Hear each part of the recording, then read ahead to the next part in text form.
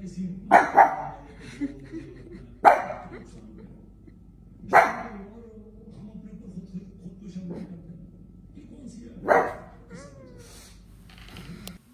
دوستوں السلام علیکم، نمستے، ست سری اکال، گڈ آفٹرنون۔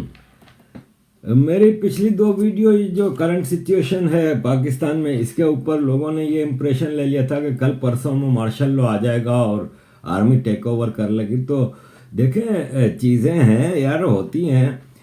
سب سے بڑی بات یہ ہے کہ مارشل لا تو آنا ہے، یا تو مارشل لا جیسا کہ میں نے بتایا تھا کہ کس فارم میں آتا ہے یہ اب دیکھنا ہے۔ لیکن آرمی اب ڈیموکریسی کی، دیکھیں یہ ڈیموکریسی ہے نا پاکستان میں، جو کرنٹ ڈیموکریسی آئی ہے مشرف کے جانے کے بعد 2007 سے لے کے اب آپ 2021 تک، تو 15 سال ہو گئے نا یار۔ اتنا عرصہ کبھی پاکستان میں ڈیموکریسی نہیں رہی، کبھی نہیں رہی۔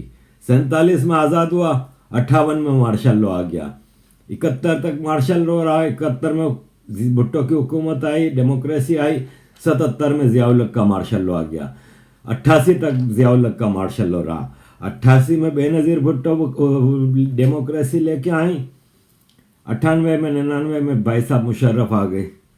تو یہ تو سب سے زیادہ لمبا پیریڈ چل پڑا ہے پاکستان میں ڈیموکریسی کا۔ وہ کچھ انٹرنیشنل چیزیں ایسی ہیں جس کی وجہ سے، لیکن اب یہ اوور ڈیو ہو گیا ہے۔ ڈیموکریسی اپنی ایکسپائری ڈیٹ پاس کر چکی ہے، اور پاکستان میں جو 2 پارٹی سسٹم تھا بے نظیر بھٹو کا اور نواز شریف کا، ان دونوں کو فارغ کر دیا گیا، پیپلز پارٹی اور مسلم لیگ نون کو، اور پی ٹی آئی کو لے کے آئے آخری دکھانے کے لیے کہ دیکھ لو بھائی تمہارے سیاست دانوں میں کوئی دم نہیں ہے۔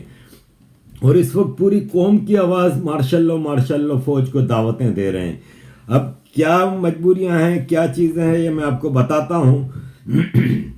ورنہ ابھی آپ نے دیکھا عمران خان تقریر کر رہے تھے تو کیا حالت تھی، کتے بھونک رہے تھے۔ تو ظاہر ہے پھر پوری قوم اس وقت عمران خان کو دیکھ کے مطلب وہ ہو رہی ہے۔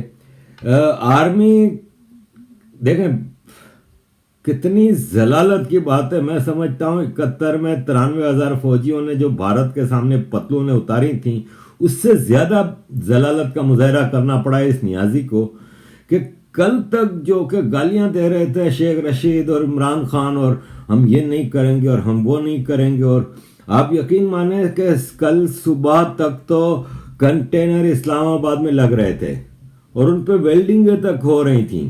فیض آباد چوک کے اوپر جو کہ انٹرچینج ہے راولپنڈی اور اسلام آباد کو ملاتا ہے، اس کے اوپر کنٹینر لگائے جا رہے تھے، پورے روڈز بلاک کیے جا رہے تھے، ساری تیاری مکمل تھی۔ عمران خان نے، دیکھیں میں آپ کو کچھ چیزیں اندر کی بھی بتاتا ہوں جو کہ آپ کو میڈیا پہ نہیں ملیں گی، اور نہ میں اس کو کوئی پروف کر سکتا ہوں۔ 2-3 چیزیں میں کچھ ایسی بتانا چاہ رہا ہوں۔ عمران خان نے ISI کے جنرل فیض حمید کو فون کیا اور اس کو بولا کہ سر کچھ مدد کریں جنرل صاحب ہماری، اور اس سچویشن میں آپ TLP والوں کو سمجھائیں، سعد کو سمجھائیں۔ تو جنرل فیض نے کہا کہ دیکھیں سر، آپ تحمل کا مظاہرہ کریں اور آپ کچھ ہلکا ہاتھ رکھیں۔ آپ کا بھی ہاتھ بہت بھاری رکھ دیا ہے آپ نے، اتنی زیادہ آپ کو سختی سے کرنے کی کیا ضرورت تھی۔ تو عمران خان نے کہا کہ دیکھیں سر، ہم آپ کو بھی اچھی طرح پتہ ہے کہ فرانس کے سفیر کو نکال سکتے ہیں کیا آپ سمجھتے ہیں کم نکال سکتے ہیں؟ تو اس نے کہا بالکل نہیں نکال سکتے، لیکن ان کو لالی پاپ تو دی جا سکتی ہے نا۔ اور طریقے سے ذرا آپ نے فوراً طاقت کا مظاہرہ کر دیا، تھوڑا سمجھا بجھا کے، تھوڑا لالچ دے کے، تھوڑا لالی پاپ دے کے تو ان کو وہ کرو، لیکن دیکھو اپنے لوگ ہیں، اس طرح نہ کرو کہ معاملات زیادہ خراب ہو جائیں۔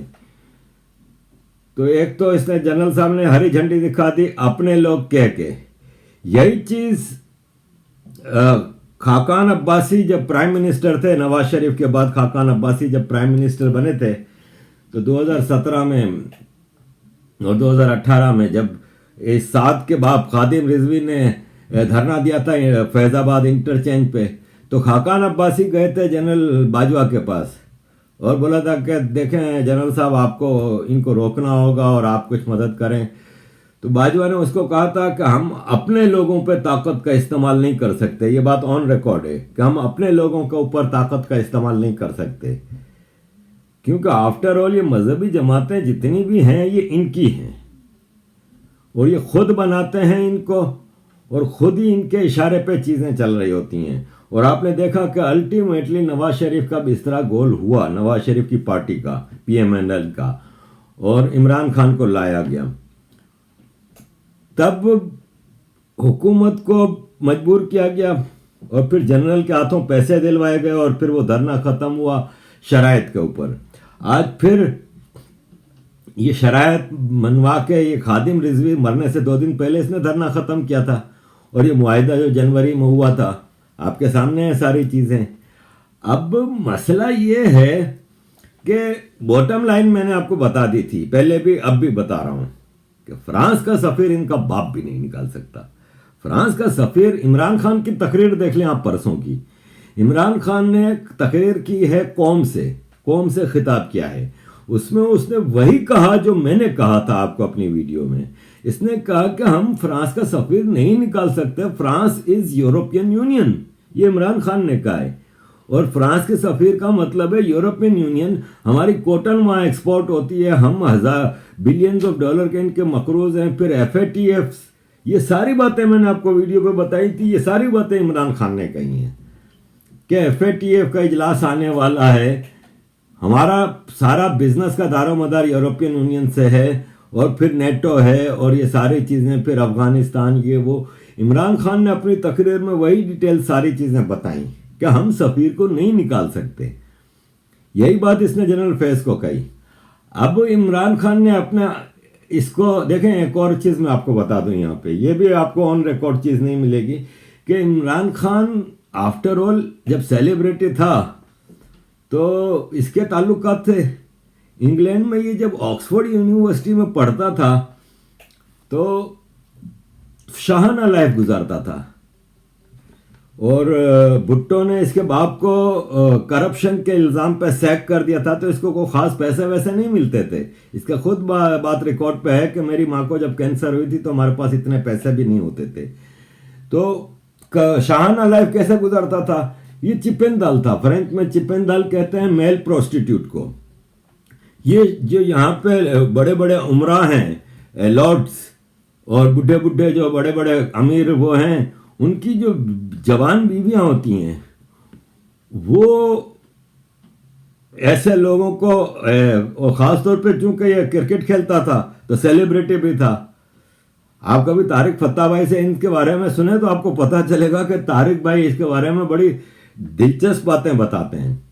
تو اس کا ان خواتین سے بھی بہت تعلقات تھا، اور پھر ان محفلوں میں جا کے اس کا کافی سیلیبریٹیز سے اور پولیٹیشین سے تعلقات تھے. پھر اس نے جمائمہ سے شادی کی. جمائمہ سر جیمز گولڈ سمتھ کی بیٹی تھی. سر جیمز گولڈ سمتھ بلینئر آدمی، پولیٹیشین، یورپین پارلیمنٹ کا ممبر رہا ہے، برٹش پالیٹکس میں اس کا حصہ رہا ہے. تو عمران خان کے بڑے پرسنل تعلقات یہاں پہ رہے ہیں. اس کو انگلینڈ سے ساودھان آئی ہے اس مسئلے پہ کل، کہ دیکھو آرمی پوری، جو میں نے آپ کو بتایا تھا کہ آرمی پوری تیاری میں ہے تم کو ٹوپل کرنے کے لیے، اور تم کو بڑا سمجھداری سے کام کرنا ہوگا، اور چپ چاپ ان کے آگے جھک جاؤ، طاقت کا مظاہرہ نہیں کرو، ورنہ اسی کو آڑ بنا کے آرمی آئے گی کہ یہ ہمارے لوگوں کو گولیاں مار رہا تھا، ہم سے برداشت نہیں ہوا، اس لیے ہم نے مارشل لا لے کے آئے ہیں. زک گولڈ سمتھ یہ جمائمہ کا بھائی ہے، سر جیمز گولڈ سمتھ کا بیٹا ہے. یہ لاسٹ الیکشن جو ہوئے تھے میئر آف لنڈن کے، جس میں صادق خان جیتا تھا، تو صادق خان کے مقابلے پہ زک گولڈ سمتھ تھا. میں نے ووٹ زک گولڈ سمتھ کو دیا تھا، ایون دو کہ یہ عمران خان کا سالہ تھا، لیکن چونکہ میں صادق خان کو نہیں ووٹ دے سکتا تھا اس لیے میں نے زک گولڈ سمتھ کو ووٹ دیا تھا. تو زک گولڈ سمتھ نے اس کو فون کیا. اس طرح یہاں پہ عمران خان الیکشن سے کچھ مہینوں پہلے انگلینڈ آیا تھا، تو پرنس چارلز کے ساتھ محفلوں میں گھوم رہا تھا. یہ آپ کو یاد ہوگا کہ یہ جو گرا تھا اسٹیج پہ سے اور اس کی کمر میں وہ ہو گیا تھا اور ہاسپٹلائز ہوا تھا اور اس کی حالت خراب تھی. اس کے بعد یہ آیا تھا انگلینڈ. ایک طرف پاکستان میں مدینہ کی ریاست کے نعرے لگا کے وہ الیکشن کی وہ تیاری کر رہا تھا. دھرنے کے دوران کی بات ہے یہ, دھرنا ختم ہونے کے فوراً بعد کی بات ہے, ایسا ہی کچھ ہے. یہ لنڈن آیا تھا یہ پرنس چارلز کے ساتھ, جو کہ نیکسٹ کنگ آف انگلینڈ ہے, ایلزابتھ, ملکہ ایلزابتھ کا بیٹا ہے. اس کے ساتھ محفلوں میں پھر پرائیویٹلی اس کو بہت زیادہ سپورٹ ملی. بورس جانسن اس کا دوست, یہ تصویر جو آپ دیکھ رہے ہیں بورس جانسن کے ساتھ, اس وقت عمران خان پرائم منسٹر نہیں تھا. تو یہ لوگوں نے اس کو, جو یہاں پہ دیکھیں ویسٹ ہے نا, یہ آکسفورڈ سے پڑھا اور یہ اور وہ ہے نا, ان کو بڑا مانگ دیتے ہیں, بڑا وہ کرتے ہیں کہ ایسے لوگوں کو تھرڈ ورلڈ کنٹری میں کافی پروموشن ملتی ہے. جیسے کہ بے نظیر بھٹو کو انہوں نے اسی لیے پروموٹ کیا تھا کہ بھئی یہ آکسفورڈ سے پڑھی ہے تو یہ ہے تو وہ ہے. نواز شریف کو کبھی ویسٹ نے ایسا اتنا پروموٹ نہیں کیا, کیونکہ نواز شریف آکسفورڈ کا پڑھا ہوا نہیں ہے. تو یہ عمران خان کو پروموشن تو ملتی تھی. الیکشن سے پہلے تک تو سب اس کو ویسٹ میں بہت زیادہ اس کا خاص طور پہ وہ تھا کہ عمران خان پاکستان میں تبدیلی لے آئے گا, عمران خان ویسٹ کا پڑھا ہوا ہے اور ماڈرن ہے, لبرل ہے, ویلیوز رکھتا ہے. ان کو کیا پتا تھا کہ یہ تو آرمی کے گھٹنوں میں بیٹھ گیا ہے اور پیرنی کو لے کے آیا ہے اور یہ تو مدینہ کی ریاست بنا رہا ہے. انہوں نے سوچا تھا کہ یہ پاکستان کو لبرل ویلیوز پہ آگے لے کے جائے گا, لیکن عمران خان کا مقصد تو اپنے دوستوں کا احسان اتارنا تھا, تو اس لیے اس نے حکومت جوائن کی تھی. تو اس کو یہاں سے انگلینڈ سے اور ویسٹ سے, امریکہ میں بھی اس کے بڑے ہمدرد اور بڑے وہ ہیں. امریکہ کی جو تھنک ٹینک یا لابینگ ہے اس کی بڑی اسٹرانگ ہے. امریکہ میں پی ٹی آئی بہت اسٹرانگ ہے, میں آپ کو بتا دوں, اور کافی اندر تک گھسے ہوئے ہیں پی ٹی آئی کے لوگ. تو سب نے مل کے عمران خان کو یہی مشورہ دیا کہ ابھی سرنڈر کر دو. تو ایسا سرنڈر کیا کہ پاکستان کے پولیس والوں کا حال دیکھے, پولیس والوں کو اغوا کیا, ڈی ایس پی تک کو اغوا کیا, کتنے پولیس والے مار دیے, کتنی پبلک پراپرٹی, پرائیویٹ پراپرٹی جلا دی, خاک کر دی, عام آدمی کی زندگی اجیرن کر دی کئی دن تک. اس کے باوجود معافی تلافی ہو گئی. وہ شیخ رشید جس نے اعلان کیا تھا کہ کالا دم قرار دے دیا, بین آرگنائزیشن ہو گئی, اب یہ ٹیررسٹ آرگنائزیشن ہے تحریک لبیک پاکستان. جب سارے مولویوں نے شیخ رشید کا فتویٰ دے دیا تو دیکھ لیں. حکومت پاکستان اور تحریک لبیک پاکستان کے درمیان اتفاق رائے سے طے کر لیا ہے کہ فرانسیسی سفیر کی ملک بدری کی قرارداد آج 20 اپریل کو پارلیمنٹ میں پیش کی جائے گی. پورے ملک سے بشمول رحمت للعالمین مسجد دھرنا ختم کیا جائے گا, جبکہ مقدمات, اخراج اور فورتھ شیڈیول نئے اور پرانے کا خاتمہ کیا جائے گا. ٹوٹل سرنڈر کرنا پڑا اس کو. اور شیخ رشید نے مولویوں کے ساتھ جا کے, اندر کی بات بتا رہا ہوں, یہ جو میٹنگ کے آپ نے بھی ویڈیو دیکھی شیخ رشید کی, یقین مانے وزیر کا مذہبی امور اس کے ساتھ ہے نور الہدا. یہ نور الہدا نے اس کو سمجھایا کہ بھائی تم اس کے پاؤں پکڑ لینا مولوی صاحب کے. یقین مانے اس نے جا کے پاؤں میں بیٹھ گیا تھا اور گڑ گڑا کے کہا کہ معاف کر دیں, دیکھیں میں گمراہ ہو گیا تھا, میں تو ناموس رسالت کا سب سے بڑا چیمپئن ہوں اور میں تو مدرسے چلاتا رہا ہوں, میں نے بھارت میں اتنے ٹیررسٹ بھیجے ہیں, میں تو بھارت کے خلاف ٹیررسٹ کیمپ چلاتا رہا ہوں, میں تو رسول پاک کا سپاہی ہوں, مجھ سے غلطی ہو گئی ہے, ٹھیک ہے مجھے معاف کر دیں. اور یہ گڑ گڑا کے قدموں میں جا کے اس نے معافیاں مانگی ہیں. اور پھر ان کے ساتھ معاہدہ کیا جس میں اس نے کہا کہ بھائی سارے مقدمے ختم کیے جائیں گے اور سارا آپ لوگوں کے ساتھ معاملات سیٹ ہو جائے گا, آپ لوگوں کو بالکل گھبرانے کی ضرورت نہیں ہے. اور ہم دیکھیں ان کو بیٹھ کر پورا رونا دھونا کیا کہ دیکھیں آفٹر آل یہ ملک ہے تو ہم ہیں, اور پاکستان کو آپ کو پتہ ہے کہ ہماری کیا مجبوریاں ہیں, ہم مقروض ہیں, دوسرے لفظوں میں ہم بھکاری ہیں, ہم بھیک پہ زندہ ہیں, اور ہم کیسے سفیر کو نکال سکتے ہیں. ناموس رسالت انہوں نے کر دی ہے, ٹھیک ہے, ہم آپ یقین مانیں، ہم دیکھیے گا، ہم 50 اسلامک ممالک کے ساتھ مل کے پوری دنیا میں ایک ان کا بائیکاٹ کریں گے، اور ایسا لالی پاپ ان کو دیا اور بولا کہ ابھی آپ ہمیں وے آؤٹ دیں، راستہ دیں، اور ہم اسمبلی میں جاتے ہیں اور اسمبلی سے وہ کراتے ہیں۔ انہوں نے کہا کہ انہوں نے بھی، آپ کو پتہ ہے آرمی نے پھر آرمی پہ بھی ذرا پریشر آیا، کیونکہ پھر مارشل لو خالی مجھے تو نہیں پتا تھا کہ آ رہے، بڑے بڑے کنٹریز کو پتا تھا، آرمی کو بھی پریشر آیا، تو پھر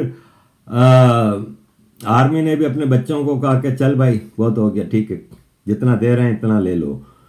عمران خان نے حالانکہ لاسٹ ویک تمام مولویوں کو بلایا بھی تھا اس کے لیے، اس کے بعد 7 کو گرفتار کیا، لیکن وہ مولوی آئے نہیں، کیونکہ مولوی آرمی کے اشارے پہ ایجیٹیشن کرنا چاہتے تھے۔ خیر بات آئی کہ ہم اسمبلی میں 20 تاریخ کو بل پیش کریں گے، تو کل بل پیش کیا۔ اب بل کا ڈرامہ دیکھیں، پیپلز پارٹی نے اسمبلی کے سیشن کا ہی بائیکاٹ کیا۔ انہوں نے کہا ایسا کیسا بھائی، اب جب مرضی آئی تو سیشن بلا لیا۔ آلریڈی 23 اپریل کو سیشن ہونے والا تھا، تم لوگ کسی کو پوچھے بغیر تم نے وہ دادا گیری، ہم نہیں آ رہے بھائی، ہمیں نہیں جانا۔ مسلم لیگ اب بل پیش ہو رہا ہے، بل بھی کون، ایک پرائیویٹ ممبر پیش کر رہا ہے، جبکہ یہ بل کسی منسٹر کو پیش کرنا چاہیے، ریلیجیس افیئرز کا منسٹر ہے یا ہوم منسٹر ہے۔ بل پیش کیا ہو رہا ہے کہ ایک کمیٹی بنائی جائے جو کہ ڈیسائیڈ کرے گی کہ فرانس کے سفیر کو کس طرح کرنا ہے، کیا نکالنا ہے کہ نہیں نکالنا ہے، یہ وہ، اور اس پہ ہم مذمت کرتے ہیں، مطلب کنڈیم کیا فرانس کو، کہ فرانس کے ہولو کو وہ ہے چارلی ہیبدو نے کارٹون بنائے، نبی پاک کی گستاخی کی، یہ کیا وہ کیا، اور فرانس کے صدر کو ہم کنڈیم کرتے ہیں کہ فرانس کے صدر نے اس کو نیشنل ایوارڈ دیا اور اس کو بڑی بڑی بلڈنگوں پہ لگایا اور فریڈم آف اسپیچ کے نام پہ اس کو پروموٹ کیا، اور سیموئل پیٹک جو کہ گستاخ رسول تھا، اس کو جس کو مار دیا گیا، اس کو فرانس کا سب سے بڑا ایوارڈ دیا، وغیرہ وغیرہ، اور ہم اس کا مذمت کرتے ہیں، فلانے ڈھمکانے۔ مسلم لیگ نون اپوزیشن پارٹیاں چیختی رہیں کہ ہمیں بھی بولنے کا موقع تو نہیں دیا، تو آخر پھر خاقان عباسی کو دیا، جو کہ ایکس پرائم منسٹر ہے۔ خاقان عباسی تو ایسا غصے میں بولے، اور خاقان عباسی نے اسپیکر کو بولا کہ نکال کے میں تمہیں جوتا ماروں گا۔ یہ لینگویج چل رہی تھی، نبی پاک کے حرمت کے لیے یہ لینگویجیں چل رہی تھیں، اور جو ایک دوسرے کو انہوں نے سنائی ہیں، اور بہرحال 1 گھنٹے میں بحث لپیٹ دی گئی، کمیٹی بنا دی گئی، اور 23 اپریل تک سیشن بھی پوسٹ پون ہو گیا۔ ٹائم فش باہر نکل کے شیخ رشید نے 7 کو بھی چھوڑ دیا۔ اب آفٹر آل ایک 22 کروڑ کے ملک ہے، مذاق تو نہیں ہے تو مذاق کی صلاح بنانا ریپبلک ہے، لیکن بہرحال پرسوں کیبنٹ میں اپروو ہوتا ہے کہ TLP Tehreek Labbaik Pakistan terrorist organization ہے، اس کو بین کیا جاتا ہے، اس کی ایکٹیویٹیز بین کی جاتی ہیں، فلانے ڈھمکانے۔ اب کیبنٹ سے ہی اس کو واپس اپروو کرانا ہوگا نا، تو انہوں نے ابھی اس کو بین ختم نہیں کیا، لیکن ان کو وعدہ کیا ہے کہ ہم بین بھی ختم کر دیں گے۔ جتنے تم لوگوں کے جو 302 کے بھی مقدمات ہیں نا، جنہوں نے قتل کیے ہیں، جتنے وہ ہیں، سب کو ہم چھوڑ رہے ہیں، سب کے اوپر سے کیس ختم کر رہے ہیں۔ سو ٹوٹل سرنڈر کیا۔ بلوچوں کی جائز ڈیمانڈ، سندھیوں کی، پختونوں کی، مہاجروں کی جائز ڈیمانڈز کو کوئی گھاس نہیں ڈال رہا، لیکن ان کی مطلب یہ بدماشی کو کنڈول کیا ہے۔ اب آپ خود سوچیں کہ TLP کتنا بڑا اژدہا بن گیا ان کے لیے۔ آرمی نے کتنا زبردست انہوں نے اپنا ایک ہتھیار نکال کے دکھا بھی دیا اور اس کو اور تگڑا کر لیا۔ اب کرے گا کوئی 7 کو گرفتار؟ دیکھ لیا نا آپ نے، 7 بھائی تو آ گئے، جلش جلوش کے شان میں آئے اور اعلان کر دیا کہ ہاں بھائی ٹھیک ہے، ہم ویٹ کرتے ہیں۔ اور یہ ہمارے مفتی منیب الرحمان، جو ریت ہلال کمیٹی، جو کہ چاند دیکھتی ہے، جس کو لمبا چوڑا حساب کتاب سرکار کی طرف سے ملتا رہا ہے، وہ میرا خیال ہے 10 15 20 سال سے تھا، لاسٹ ایئر اس کو ہٹایا گیا ہے، فواد چودھری نے ہٹایا تھا۔ تو اب یہ بھی کھل کے اس سے پہلے اس نے کبھی حکومت کے خلاف کوئی ایکشن نہیں لیا جب تک ریت ہلال کمیٹی کا چیئرمین تھا، چاند دیکھنے کی ڈیوٹی اس کی تھی۔ تو हलवे मांडे मिल रहे थे ना, कभी इसने मुमताज कादरी की फांसी पे किसी चीज पे कभी इसने, अब ये प्रोटेस्ट में आगे आके रोज एक प्रेस कॉन्फ्रेंस कर रहा है, ये आपके सामने इसने, ये देखें क्या मैं कहते। उम्मीद करता हूं कि हुक्मरान होश के नाखुन लेंगे और कत्ल गारत के सिलसिले को, जालिमाना और सफ़ाकाना सिलसिले को मौकूफ करेंगे और वजीर दाखिला ने जो फिरौनियत का लबो लहजा इख्तियार किया है उसे लगाम दी जाएगी। अगर पुरअमन एहतजाज पर तवज्जो न दी गई तो फिर हमारे लिए अवाम के जज्बात को कंट्रोल करना और अमन की अपील करना मुश्किल हो जाएगा। लिल्लाह पाकिस्तान को इस बड़े इंतशार और तबाही से बचाइए और जिन्हें अपनी ताकत पर जाम है उन्हें मैं मुतनब्बे करता हूं कि रब्बे जुल जलाल से बढ़कर कोई जब्बार, कोई कहार, कोई कवी और कोई आदिल नहीं है, उसके इंसाफ से डरो। अजीज दोस्तों, सरेंडर कर दिया है और आर्मी ने अपना एक हथियार निकाल कर दिखा दिया है इमरान खान को। इमरान खान वैसे तो हर चीज में बूट चाट रहा है और उनकी यस्सर यस्सर करता रहता है, अब मजीद और झुकेगा और ज्यादा इनका ओबेडिएंट बन के रहेगा। कब तक ये सिलसिला चलता रहेगा डोंट नो। डेमोक्रेसी अपनी एक्सपायरी डेट से बहुत आगे जा चुकी है। पाकिस्तान के हिस्ट्री में इतना लंबा डेमोक्रेटिक पीरियड रहा नहीं है। अब 14-15 साल हो गए हैं डेमोक्रेसी को आए हुए। अब आर्मी पर तोल रही है कि कब किस तरह कैसे चीज़ों को टोटल अपने कंट्रोल में लिया जाए। यहाँ छोटी सी खबर शेयर कर दूं कि अफसार आलम PEMRA, Pakistan electronic media regulatory authority, ये गवर्नमेंट का इदारा है जो कि पाकिस्तान का मीडिया सारा कंट्रोल करता है, और ये वो पैमरा का चेयरमैन अफसार आलम था। और जब फैज़ाबाद में खादिम रिजवी ने धरना दिया था तो इसको जनरल फैज़ ने फ़ोन किया था कि ये खबर रुकवाओ, ये चलवाओ, ये ऐसा था, तो इसने मानने से इनकार कर दिया था, तो इसको हटा दिया गया था पैमरा से। कल अपने घर के बाहर निकल रहा था तो इसको गोली मार दी, इसके पेट में गोली लगी, अभी हॉस्पिटल में है। तो जर्नलिस्ट, अव्वल तो पाकिस्तान में जर्नलिस्ट टोटल कंट्रोल में चलते हैं, और जो कंट्रोल में नहीं चलता तो फिर इनके साथ क्या होता है ये आप देख लें। यहाँ मैं एक और कार्टून आपको दिखाना चाह रहा हूँ। अल्लामा आमिर लियाकत मेरे साथ का है। जब मैं एमक्यूएम के लिए मिलिट्री ऑपरेशन हो रहा था 90s में, तो मैं इंटरनेशनल लेवल पे मीटिंगें करता था, और ये कराची में हमारा कारकुन था छोटा सा, और हमने एक अखबार निकाला था परचम एमक्यूएम का। तो इसको परचम की एडिटर तो नहीं था, लेकिन ये परचम के लिए रिपोर्टिंग वगैरह करता था। फिर इसका ये है बड़बोला, बहुत बोलने में तेज है और टोपीबाज है पूरा। तो जब मुशर्रफ की हुकूमत में हम असेंबलियों में गए तो इसको इलेक्शन में मौका दिया पार्टी ने, और ये एमएनए बना था। मैं 90s से इसको जानता हूँ। तो ये एमएनए बना था, तो इसने मुशर्रफ को अपनी बातों में और रिलीजियस उसमें, और मुशर्रफ भी आपको पता है रिलीजन तो सब यूज़ करते हैं, तो मुशर्रफ ने इसको जियो टीवी पे आलिम उन नाइम के नाम से इसने एक प्रोग्राम शुरू किया, जिसमें ये इसने खूब मामू बनाया पूरे।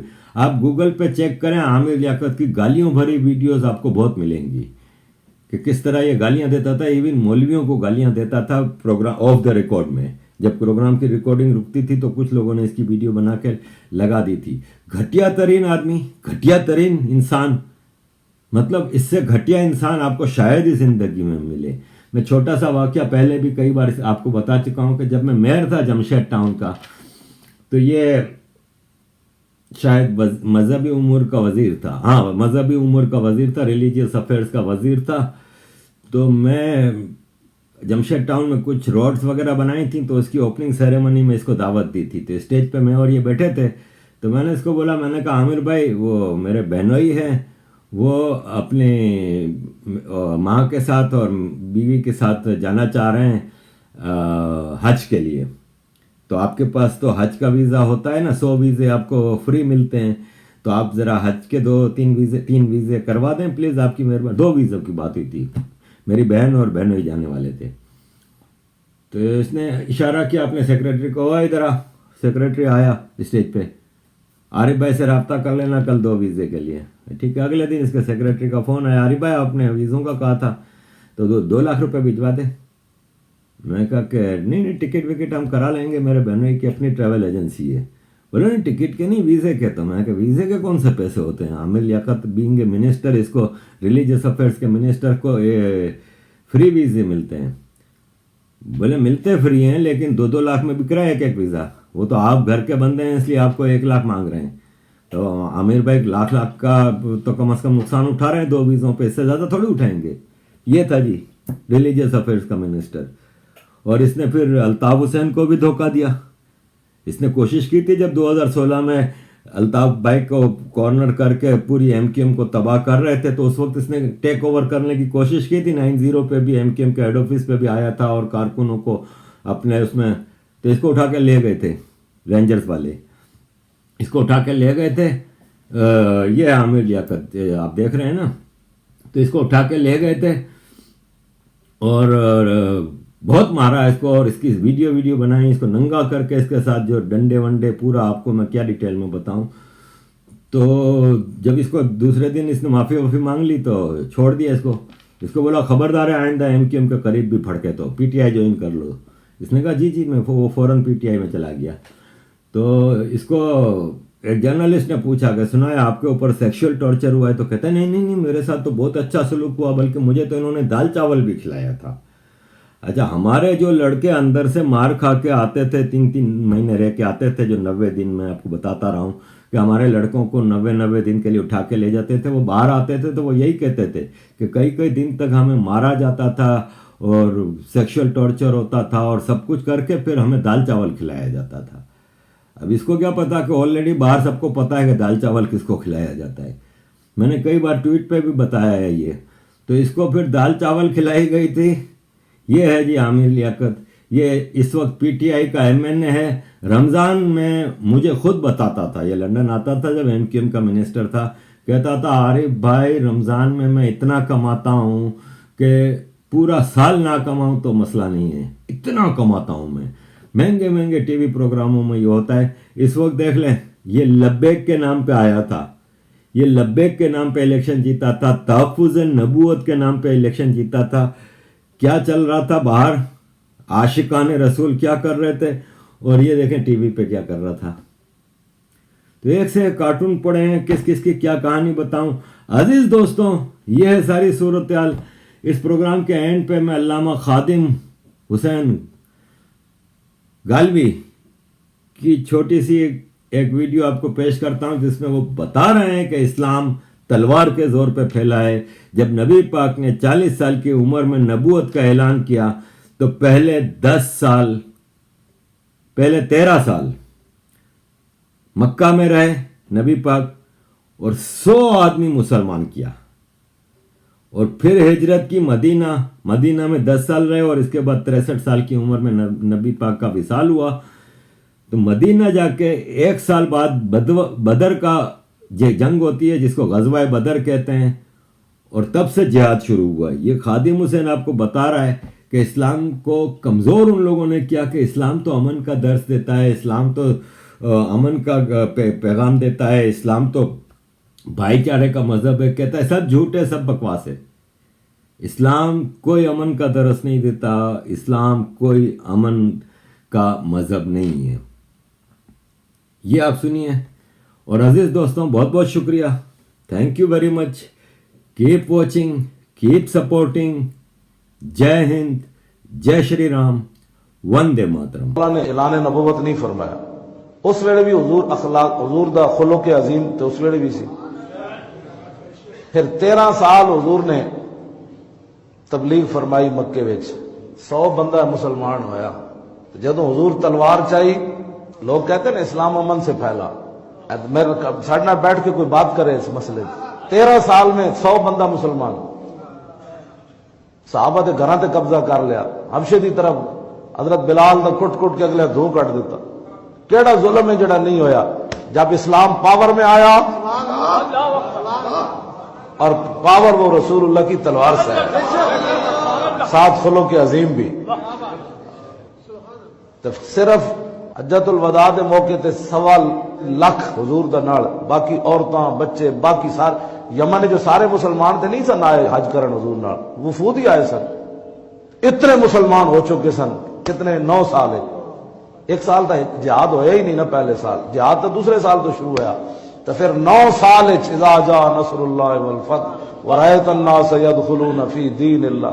تو جدو تسی اسلام دی پاور ہی کھو چھڈی، جیڑا اٹھتا ہے اسلام امن کا درس دیتا ہے، اسلام امن سے پھیلا، اسلام اخلاق سے پھیلا، تو میں کہا 10 پھر 13 سال کتنے مسلمان ہو؟